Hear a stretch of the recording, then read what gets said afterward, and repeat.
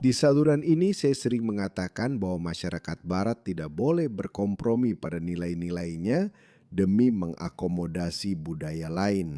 Sebagai contoh, masyarakat barat memutuskan bahwa mereka tidak akan bersikap kejam terhadap hewan. Masyarakat barat adalah satu-satunya masyarakat yang melakukan itu. Mungkin ada beberapa masyarakat lain yang kemudian ikut bergabung. Namun, masyarakat barat adalah masyarakat pertama yang mulai menghukum orang-orang karena menunjukkan kekejaman terhadap hewan. Saya yakin Anda pernah melihat video dari negara-negara dunia ketiga di mana orang-orang memperlakukan secara brutal, menyiksa atau mengolok-olok anjing, anjing liar atau kucing. Itu tidak terjadi di barat. Ya, orang gila psikopat bisa saja ada di mana-mana.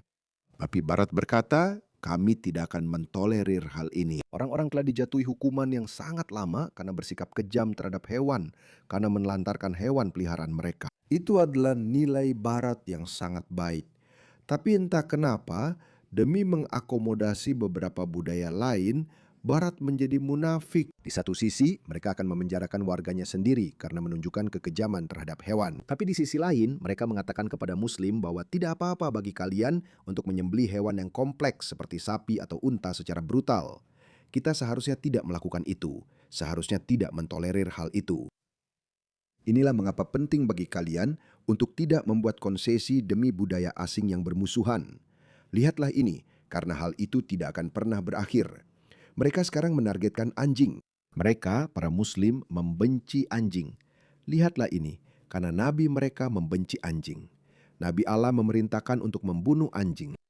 Pada saat itu, karena Muhammad sering membuat-buat sesuatu seiring berjalannya waktu, jadi dia seperti oke, karena dia membenci anjing. Dia seperti tahu tidak, bunuh semua anjing seperti orang gila. Lalu para pengikutnya ya yang tidak berpikir mulai membunuh semua orang. Mereka juga membunuh seekor anjing yang dibawa seorang wanita dari padang pasir. Padahal anjing itu sebenarnya telah menyelamatkan wanita tersebut. Jadi itu adalah anjing yang baik. Jadi Muhammad berkata, oke, mungkin saya tidak seharusnya membunuh semua anjing karena beberapa anjing bisa berguna. Karena kemudian beberapa petani dan pemburu juga datang dan mereka berkata, "Hei, ayolah kami memakai anjing-anjing itu."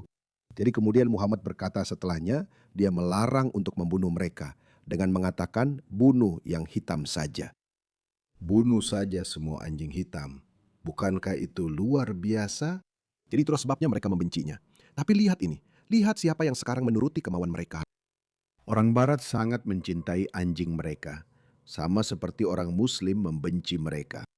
Jadi kita telah melihat ini dalam beberapa bulan terakhir, di mana umat Muslim karena jumlah mereka semakin banyak dan mereka menciptakan enclave dan ghetto mereka sendiri, mereka merasa berhak memaksakan kehendak mereka kepada orang lain. Dan saya telah menunjukkan banyak video di mana orang Barat berselisih dengan umat Muslim yang mengatakan kepada mereka bahwa mereka tidak seharusnya membawa anjing di sini, dan seterusnya. Di beberapa taman, tiba-tiba muncul tanda larangan membawa anjing, dan sebagainya. Tapi lihat siapa yang menjalankan perintah mereka. Orang-orang itu lagi, para sinting wok yang tak punya otak. Lihat wanita ini, tapi perhatikan bagaimana mereka mengemasnya. Ini bukan karena Muslim, ini hanya soal anjing kamu tahu. Coba tonton. Lihat wanita ini, lihat si boomer ini. Kita punya masalah. Sebenarnya ini banyak berkaitan dengan ini banyak tentang Taman Nasional dan bagaimana membuat orang mau ke sana serta menjadikan Taman Nasional untuk semua orang. Taman Nasional untuk semua orang. Apa? Tapi kalau ada anjing di sana, jelas Taman Nasional ini bukan untuk Muslim, karena Muslim membenci anjing. Salah satu masalahnya adalah anjing. Dan sebenarnya ini bukan hanya tentang fakta bahwa banyak Muslim menganggap anjing sangat merepotkan. Menjijikkan. Ini tentang orang-orang yang tidak tahu cara mengendalikan anjing mereka. Tapi mengapa Muslim merasa kesulitan dengan anjing? Karena banyak dari mereka tidak memelihara anjing sebagai hewan peliharaan. Mereka juga punya anjing. Tapi itu seharusnya tidak menghentikan orang lain. Dasar boomer bodoh. Saya baru saja menunjukkan kepada Anda mengapa mereka membenci anjing. Inilah alasan mereka membenci anjing. Ada begitu banyak seperti ini. Sebenarnya saya bisa menunjukkan kepada Anda begitu banyak perkataan emas Muhammad. Lihat ini. Jika bukan karena anjing merupakan salah satu komunitas atau bangsa makhluk, aku pasti sudah memerintahkan agar semuanya dibunuh. Tapi bunuhlah anjing yang semuanya berwarna hitam. Siapapun yang memelihara anjing, kecuali anjing yang digunakan untuk bertani, berburu, atau menggembala ternak, satu karar akan dikurangi dari pahala mereka setiap hari. Muhammad membenci anjing. Mungkin dia pernah digigit anjing saat masih kecil atau semacamnya. Dia punya ketakutan yang tidak rasional terhadap anjing. Dan karena dia punya miliaran pengikut tanpa berpikir yang tidak pernah mempertanyakan apapun, mereka jadi membenci anjing begitu saja. Itulah alasannya. Tapi lihatlah boomer ini.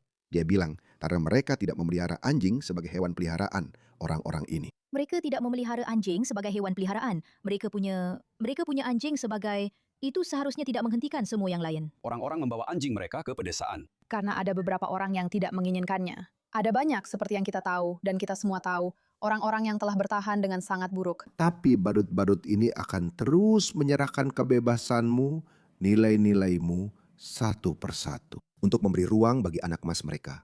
Karena mereka menganggap itu sebagai proyek kesayangan. Karena kau tahu, mereka menderita empati yang merusak diri sendiri. Mereka ingin merasa baik tentang diri mereka sendiri. Mereka ingin menjadi pahlawan bagi komunitas lain ini. Itu sebabnya mereka akan berkata, Muslim, kalian tidak mau anjing? Baiklah. Mari kita kampanye menentang anjing. Kalian ingin membebaskan Palestina? Oke, kami akan bergabung dengan kalian. Itulah maksudnya. Hanya itu saja. Inilah alasannya. Sekarang, apakah kamu mengerti sekarang? Inilah alasan mengapa anggota Kongres Randy Fine mengatakan hal ini. Jika mereka memaksa kita untuk memilih, pilihan antara anjing dan Muslim bukanlah pilihan yang sulit. Dan tentu saja dia mengatakan itu setelah seorang Muslim di New York berkata, akhirnya kota New York sedang menuju Islam. Lihat ini, lihat tujuannya, lihat ambisinya, kota ini sedang menuju Islam. Ya, anjing jelas memiliki tempat di masyarakat, yaitu digunakan untuk berburu dan membantu pekerjaan pertanian, seperti yang dikatakan Nabi mereka. Orang-orang ini sangat dogmatis. Mereka tidak punya pemikiran sendiri. Mereka mengikuti Islam dengan sangat ketat. Lihat ini. Sebenarnya dia memang memakai hijab, entah apapun itu, semi hijab, semi apalah. Jadi bahkan yang disebut muslimah lipstik ini, dia bukan muslimah lipstik. Menurut saya, dia benar-benar seorang jihadis, karena dia seorang Palestina. Tapi muslimah lipstik itu, kamu tahu, yang memakai pakaian modern ala barat. Jauh di dalam hati, mereka masih memegang nilai-nilai, pandangan, ide-ide yang disebarkan oleh Nabi Panglima Perang abad ke-7 mereka. Itulah kenyataannya. Jadi lihat ini, dia bilang kota New York akhirnya mulai menuju Islam. Anjing memang punya tempat di masyarakat, tapi bukan sebagai hewan peliharaan di dalam rumah, persis seperti yang dikatakan Muhammad. Seperti yang sudah kami katakan sejak awal, mereka itu najis. Kamu tahu siapa yang najis? Kamu yang najis. Saya lebih memilih percaya pada anjing saya daripada kamu. Tidak ada yang salah dengan itu. Inilah sebabnya, seperti yang saya katakan, anggota Kongres Randy Fine mengatakan apa yang dia katakan. Dia bilang, maaf, saya memilih anjing saya daripada kamu. Jangan paksa kami. Dia sebenarnya mengatakan, jika mereka memaksa kami untuk memilih, itu bukan. Jika cuitan itu dimulai dari sini, maka itu wajar. Tapi sebenarnya dia bilang, jika mereka memaksa kami untuk memilih, dan saya akan memperluas gagasan itu. Saya bilang, saya akan mengatakan jika mereka memaksa kami untuk memilih, pilihan antara kekejaman terhadap hewan dan Muslim bukanlah pilihan yang sulit. Yaitu melarang penyembelihan halal. Itu kejam. Masyarakat Barat sebagai masyarakat kolektif memutuskan bahwa kita tidak akan mentolerir kekejaman terhadap hewan. Kita akan menambah biaya ekstra. Kita akan memaksa para tukang daging kita, rumah potong hewan kita, untuk membuat hewan pingsan terlebih dahulu. Apakah itu menambah biaya operasionalmu? Sayang sekali. Tapi kita tidak akan bersikap kejam.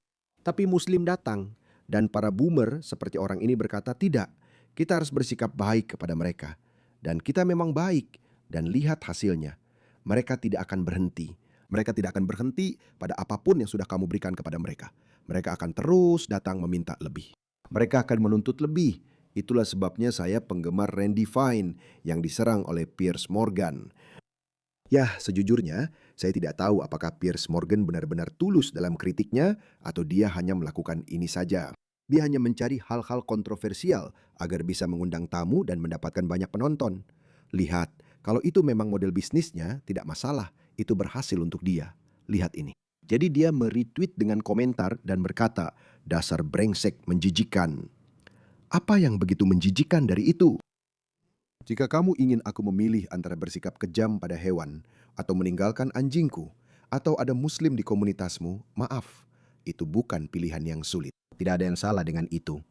Jadi, sesuai dengan ucapannya, sesuai dengan gayanya, Piers Morgan mengundang Randy Fine dan memberinya kesempatan untuk menjelaskan maksudnya. Dengarkan ini. Siapa yang mendukung Hamas? Muslim Amerika. Jangan lupakan yang di sana. Ada persentase besar Muslim Amerika yang ingin hidup di bawah syariah. Fakta bahwa itu bukan 100% bukan berarti itu bukan masalah. Dan ini juga bukan 1%. Ini adalah persentase yang signifikan dari orang-orang yang menuntut kita untuk tunduk pada cara hidup yang mereka inginkan. Sekali lagi, jika saya harus memilih antara anjing saya dan orang-orang yang mengatakan saya tidak boleh memilikinya, pilihannya sangat mudah. Dan omong-omong, saya pikir itu adalah pandangan dari 98% orang Amerika. Jika Partai Demokrat ingin mengambil sikap, kamu seorang fanatik jika kamu tidak setuju untuk menyerahkan anjingmu. Ya sudah, kami akan berkampanye dengan itu sepanjang hari. Ya, saya rasa mereka bahkan tidak akan berkampanye soal itu karena ya, itu tidak akan berhasil. Saya tahu saya pernah punya anjing. Saya juga tumbuh besar tanpa anjing. Jelas, saya besar di Pakistan. Jadi ada ketakutan irasional terhadap anjing di Pakistan karena ada banyak anjing liar dan mereka sering menggigit orang. Itulah sebabnya Anda mungkin melihat orang Asia Selatan, India, atau Pakistan ketika mereka melihat seseorang berjalan dengan anjingnya, mereka langsung menepi ke pinggir jalan tempat mereka berjalan. Tapi mantan pasangan saya yang orang Australia, jadi dia jelas sangat suka anjing. Dan kami punya seekor anjing kecil. Kalau kamu lihat Instagram saya, kamu akan melihat foto-foto lama saya. Kami punya anjing kecil, Charlie. Dia sangat lucu. Jadi ya, saya memang suka anjing. Meskipun saya lebih suka anjing kecil. Anjing besar, mereka bagus untuk menakuti orang.